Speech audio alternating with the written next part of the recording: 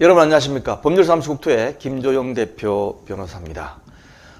시공자 등 협력업체 선정 절차 두 번째 시간이 되겠습니다. 조합장님께서 꼭 보셔야 되기 때문에 이 강의 내용을 끝까지 시청해 주시기 바랍니다. 입찰 공고하고 입찰 보전금 현장 설명에 관련된 계약업무 처리 구조부터 11조인데요. 교재로는 제3권이 되겠으며 유튜브로 이 강의를 보시는 분들은 유튜브 밑에 화면 밑에 보면 더보기라는 란이 클릭을 하실 수 있어요. 그래서 이 더보기를 클릭을 하시면 안에 이렇게 재생 목록에 들어갈 수 있는 게 나옵니다. 그래서 이 강좌를 클릭하셔가지고 다른 강의도 많이 보시고 이 계약업무 처리 기준에 개정된 내용을 설명하는 것을 그냥 PDF로 보고 싶다 하시는 분은 홈페이지 들어가시고 정비사업 법령에서 학원집 안에 보면 정비사업 계약업무 처리 기준 9월 5일 날 개정된 것까지 포함되어 있습니다. 그리고 서울특별시 경우는 공공지원 시공자 선정기준, 공공지원 정비사업 전문관리업자 선정기준, 공공지원 설계사 선정기준이 따로 있기 때문에 이 세 개 업체에 관련된 것은 서울시의 경우는 서울특별시 기준을 먼저 보시고 그 다음에 정비사업 계약업무 처리 기준 국토교통부 거를 보시기 바랍니다. 자, 오늘 제2장 일반계약 처리 기준 중에 구조가 되겠습니다. 입찰 공고는 어떻게 해야 되느냐. 제9조 사업 시행자 등이 계약을 위하여 입찰을 하고자 하는 경우에는 다 이해하시죠? 입찰서 제출 마감일 7일 전까지 전자조달 시스템 또는 1회 이상 일간신문에 입찰을 공고하여야 한다. 다만 지명경쟁에 의한 입찰의 경우에는 입찰서 제출 마감일 7일 전까지 내용증명 우편으로 입찰 대상자에게 통지해야 한다. 지명경쟁 입찰이라는 것은 모든 경우에 다 이렇게 하는 것이 아니고 특정된 사람 업체만 하는 거기 때문에 그 업체한테 7일 전까지 도달돼야 된다는 걸 얘기하는 겁니다. 그래서 이 기준에 통지라고 쓰는 것은 다 도달이라고 생각하시면 됩니다. 자, 그리고 여기 보시면 조달청 전자도달 시스템 또는 1회 이상 일간신문, 일간신문이라 하면 전국 또는 해방지방을 주된 보급지구로 하는 일간신문이라고 얘기되어 있는데 일간신문에 입찰 공고해야 되니까 둘 중에 하나만 하면 되는 것이 아니냐라고 생각하실지 모르겠는데 제가 해설란을 적어놨습니다. 한번 보겠습니다. 시공자 간의 일반 협력업체 경우에 적용이 되는데 시공자의 경우는 별도로 있습니다. 그래서 시공자의 경우는 현장 설명회를 의무적으로 개최해야 하므로 현장 설명회 개최일, 그러니까 조금 전에 보면 입찰 제출 마감일까지 7일 전인데 시공자는 별도로 조문이 뒤에 있어 가지고 현장 설명회 개최일로부터 7일 전까지 공고해야 됩니다. 그리고 조금 전에 보신 여기 보면 전자조달 시스템 또는 일간신문이니까 둘 중에 하나만 하면 되는 거 아니냐라고 생각하실지 모르겠는데 법, 그러니까 도시 및 주거환경정비법 29조 1항 2항에 의해 가지고 일반 경쟁 입찰 중에 일정 규모 이상이어서 반드시 전자도달 시스템을 이용해야 하는 경우가 정해져 있어요. 그런 경우에는 조달 시스템에 반드시 입찰 공고를 해야 되기 때문에 일간신문 공고만을 선택할 수가 없습니다. 물론 전자도달 시스템 공고도 하고 별도로 일간신문에 공고를 해도 되는데 일간신문에 공고하면 돈이 들기 때문에 구태여 그렇게까지 할 필요도 없습니다. 물론 더 하면 좋겠죠. 자, 그러면 조금 전에도 말씀드린 이 7일 전의 계산을 어떻게 해야 되느냐. 결론적으로 얘기하면 7일 전이라 그러면 하나를 더 더해서 8일을 빼서 계산하면 됩니다. 예를 들어 가지고 3월 26일부터 3월 28일까지 입찰서 제출 기한을 정한 경우에는 마감일이 3월 28일이잖아요. 그래서 3월 28일부터 역순으로 해가지고 계산을 해보면 28에서 8을 뺀 3월 20일까지는 최소한 전자도달 시스템에 등록이 되든지 신문에 입찰 공고가 되어야 됩니다. 왜 그런가 보십시오. 3월 28일이니까 28일 날은 당일을 뺍니다. 당일을 민법에 보면 초일은 산입하지 않도록 되어 있어요. 빼니까 8일을 빼고 28일을 빼고 그 다음에 27, 26, 25, 24, 23, 22, 21일이 7일째예요. 그 다음에 7일 전이니까 20까지 전날 이렇게 계산하는 경우도 있고 7일을 빼고 계산하는 경우도 있습니다. 그런데 하루 정도의 차이 정도까지는 무효라고 생각을 안 하는 게 판례이기 때문에 주로 가급적이면 8일을 빼가지고 계산한 날짜에 하시고 신문에 넣으려고 그러면 어떻게 되죠? 전날 줘야만 그 다음날 신문에 나니까 하루 더 빼가지고 이렇게 하라고 제가 해설에 적어놨습니다. 그리고 여기 보면 내용증명 우편을 발송하는 날이 아니라 도달되어야 된다는 것을 반드시 기억하시기 바랍니다. 그래서 우편 도달 기한을 고려하면 10일 전에는 발송을 해야 돼요. 해야 됩니다. 그렇지 않고 그 7일 전에 그냥 발송을 해버리면 업체에 따라서 어떻습니까? 도달되는 경우도 있고 도달 안 되는 경우도 있기 때문에 반드시 좀 10일 전에는 미리 여유 있게 해야 되고 그래야만 우편이 도달된다고 생각하시면 돼요. 그리고 도달됐는지 안 됐는지를 확인하려고 그러면 등기 우편, 가장 좋은 건 내용증명 우편이겠죠. 근데 만약에 했더니만 반송이 된다. 그러면 그 업체는 사무실에 사람이 없나? 이렇게 생각하셔도 될 것 같아요. 그래서 만약에 반송된다 하면 그것이 꼭 문제가 되지 않는다면 빼도 상관이 없을 수도 있습니다. 그렇지만 바로 일반 우편을 보라든지 어떻게 하든지 정리를 하시는 게 좋죠. 그 다음 조문 보겠습니다. 제1항에도 불구하고 입찰서 제출 전에 현장 설명회를 개최하는 경우에는 현장 설명회 개최일 7일 전까지 전자도달 시스템 또는 1회 이상 해야 된다. 이렇게 되어 있는데 이 현장 설명회는 시공자의 경우는 의무직이지만 나머지는 해도 되고 안 해도 되도록 되어 있습니다. 그래서 꼭 이걸 갖다가 안 하는데 한다 하겠다 그러면 이때부터 계산해서 7일 전까지 하면 되죠. 그래서 제가 세서를 붙여놓기를 임의로 정할 수 있다라고 말씀드렸고 그 다음에 현장 설명회는 입찰에 관한 내용을 설명하기 위하여 입찰을 공고한 추진위원회나 사업시행자 개최한 설명회입니다. 그러니까 입찰 설명회라고 생각하시면 돼요. 이거하고 시공자 등이 하는 합동 설명회하고는 다르니까 혼동해서는 안 됩니다. 그 다음에 사망에 보면 조금 더 여유 있게 해놓은 부분이 있어요. 왜냐하면 건설산업기본법에 따른 건설공사 및 전문종사 입찰의 경우로서 현장 설명회를 실시하지 아니하는 경우에는 입찰서 제출 마감일로부터 다음 각 호에서 정한 기간 전까지 공고해야 한다 해가지고 10억 원 이상 50억 미만일 경우는 15일을 주고 추정 가격이 50일 이상인 경우는 40일을 주도록 되어 있습니다.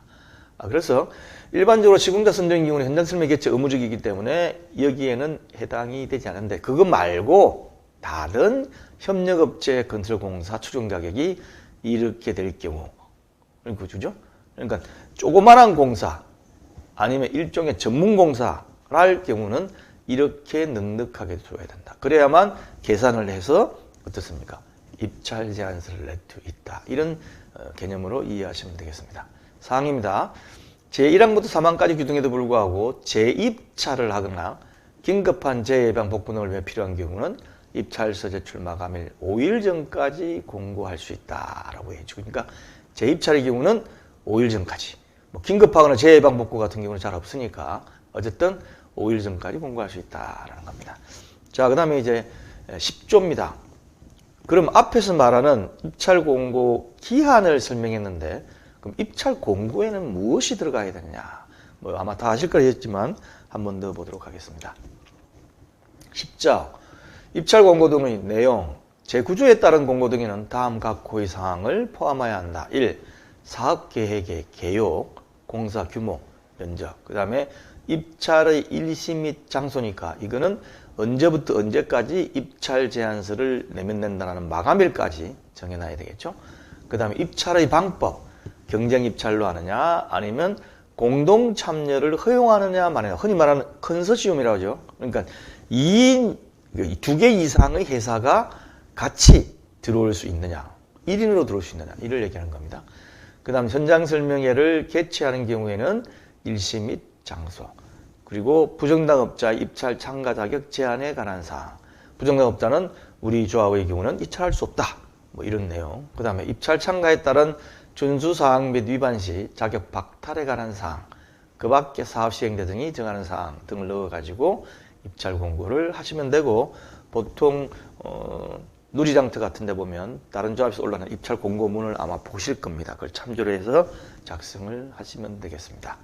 그 다음에 10조의 2, 입찰 보증금입니다.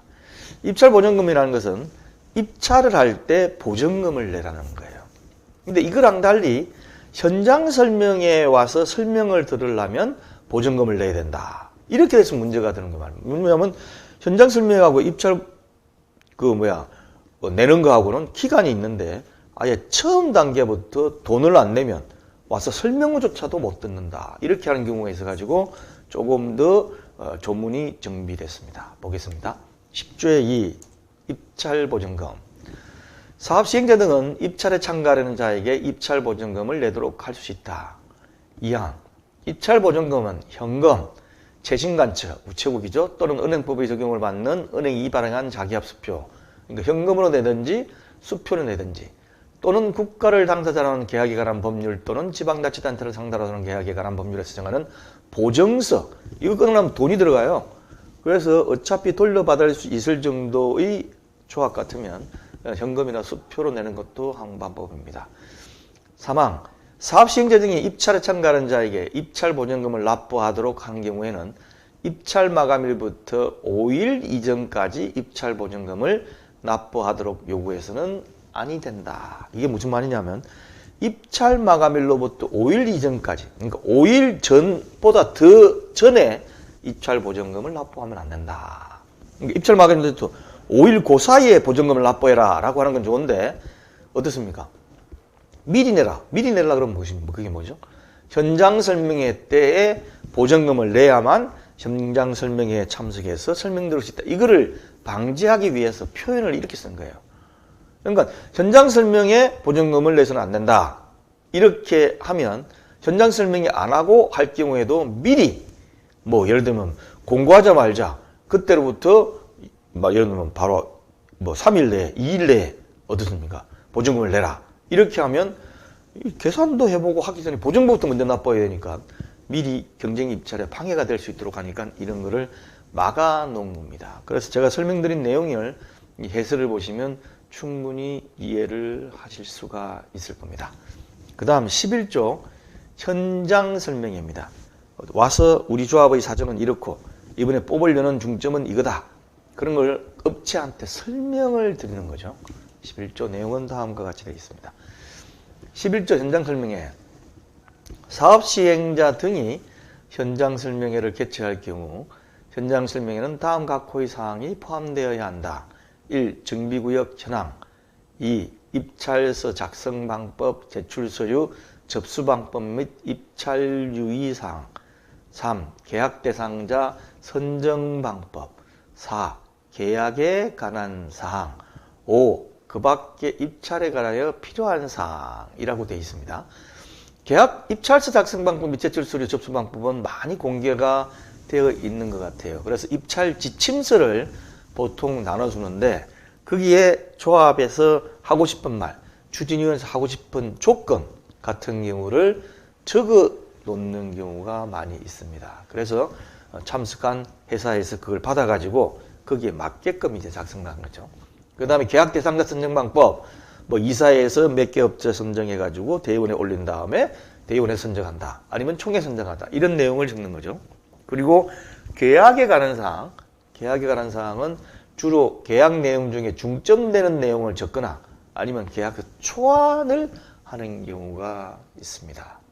자, 그리고 제가 해설란에서 봤는데 현장 설명회 때에 주로 입찰 지침서를 배부를 하는데 이때에 사모의 계약 대상자 선정 방법을 명확히 설명을 해야 돼요. 그리고 설명한 대로 해야 됩니다. 현장 설명회 때는 이렇게 설명하고 그 다음에 어떻습니까? 실제 할 경우는 다르게 하면 무효가 될 소지가 있어요. 만약에 3개 업체를 대의원에 상정한다고 했다가 2개 업체만 하거나 또는 5개 업체를 상정하는 등 임의대로 결정을 하게 되면 결국 어느 특정 업체를 밀어주기 위한 것이라는 오해를 받을 수가 있어요. 예를 들면 입찰 참여 제안서를 받아보니까 내가 밀고자 하는 업체가 점수로 따지니까 한 2위 정도 될 줄 알고 2개 업체를 올린다고 했는데 4위가 돼버렸다. 그럴 경우에 2개만 올리면 내가 밀려고 하는 업체가 안 올라가잖아요. 그러니까 예선 탈락이 돼버린 거죠. 그러니까 안 되니까 그냥 2개 한다고 했다가 4개 아니면 4개까지 오해받은 5개를 올리겠다. 이렇게 해가지고 결정을 해버리면 무효가 될 가능성이 충분히 있습니다. 그리고 여기 보시면 조합이 요구하는 구체적인 계약 내용에 관한 것도 포함해서 업체에서 입찰처를 제출할 때 조합이 요구하는 사항에 포함되도록 해야 돼요. 무슨 얘기냐면 조합이 요구하는 구체적 계약 내용에 관한 것을 처음에 얘기 안 하고 있다가 전혀 예상치 않는 불합리한 내용, 통상적인 게 아니고 만약에 조합장이 내가 미는 업체가 제대로 안 됐어. 그랬더니만 나중에 어느 업체가 됐는데 계약서 체결할 때 계약서에다가 도저히 받아들일 수 없는 조건을 넣어가지고 이렇게 계약 체결하자. 안 하면 너 아웃, 우리 다시 뽑을게.